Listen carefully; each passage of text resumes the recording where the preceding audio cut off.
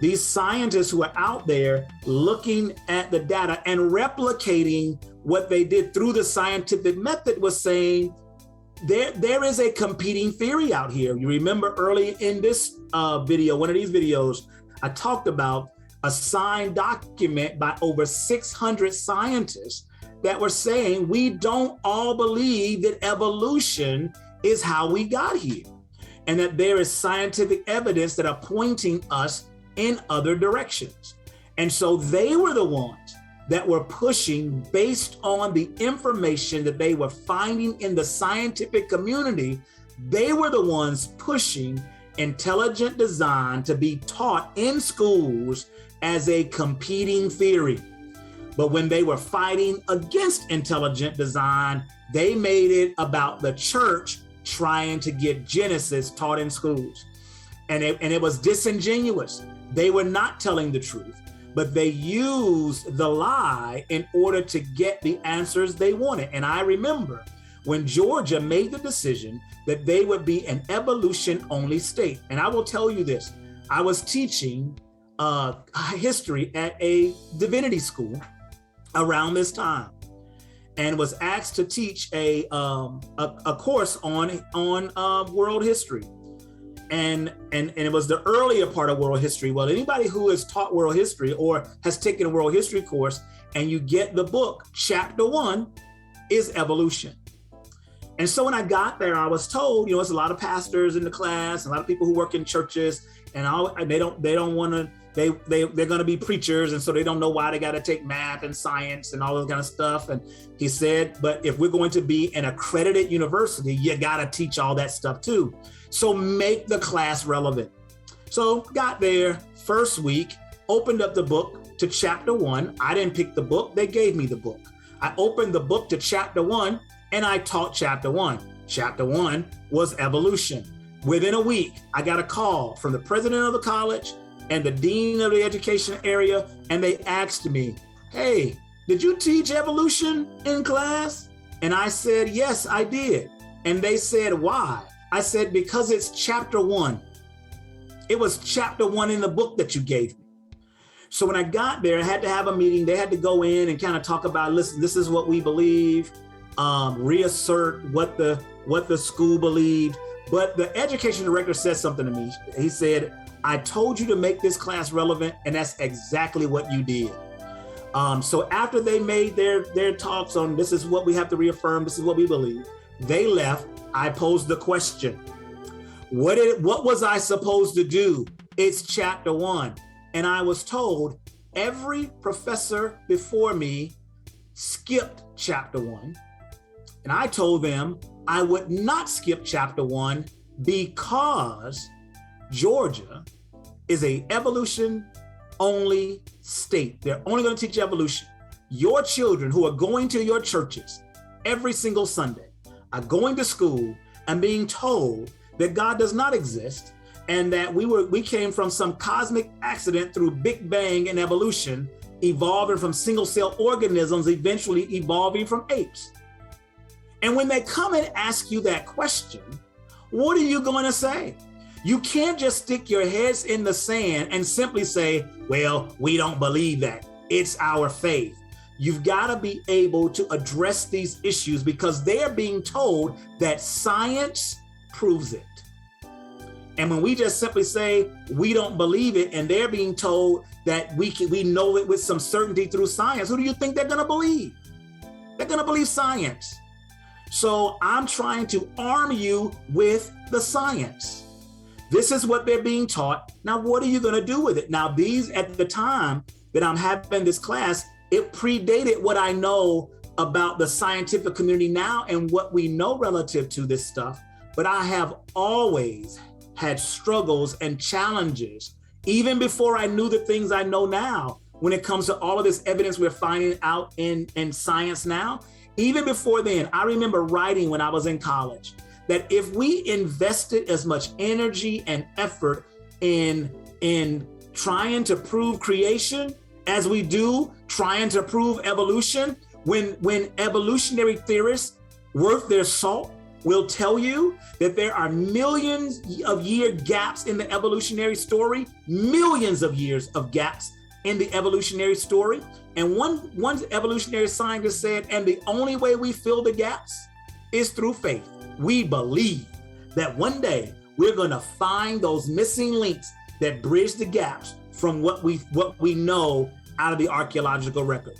And at the end of the day, there are so many holes in the evolutionary story, and evolutionary theorists worth their salt will tell you that they are.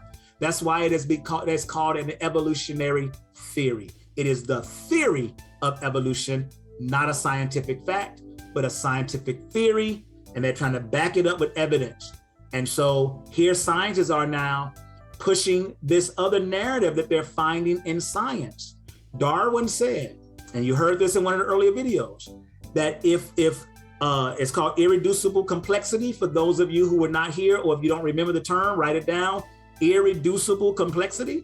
If you reduce anything to its least complex state, if it's more than a single cell organism, Darwin said his theory does not hold. It does not hold. And I told you, they found that the motor in the cell that produces life cannot be reduced to a single cell.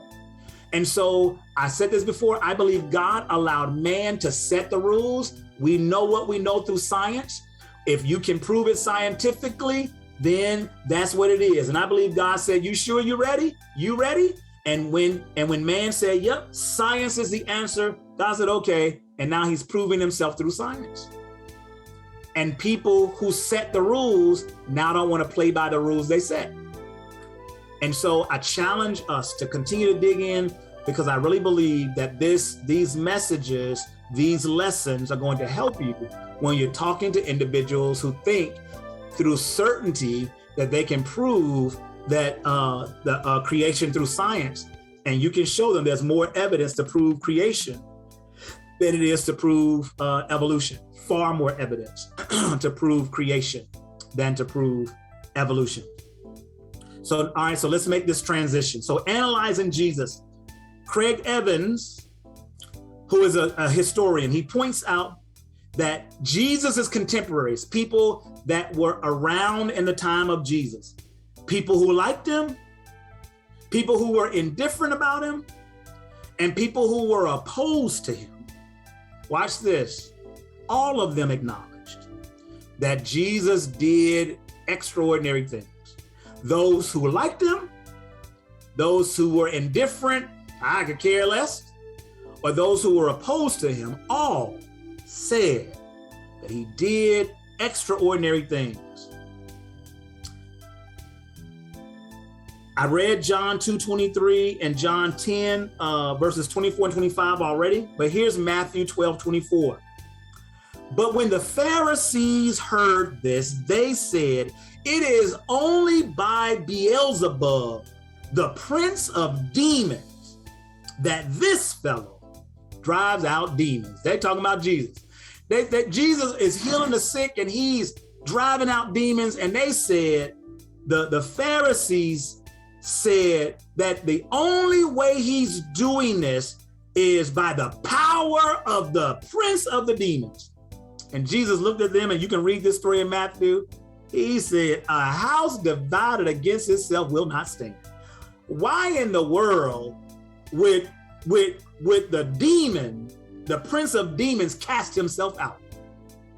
Why would he? Why would he? He's saying that to prove that he is operating in the power of God, not in the power of the devil. Why would the devil cast himself out? And so during the time of Jesus, when he was performing these miracles, people who believed in him were convinced that he was filled with the Spirit of God, while those who were not convinced said he was filled with the spirit of evil. And so the question we have to ask ourselves is, what do we think? What do we believe? What do we think the power behind these miraculous acts were? Did they come from God? Did they come from some other place? And so, one of the continue on questions is, what are some of the factors? I believe they came from God using the logic that Jesus used. Why in the world Would anybody work against themselves?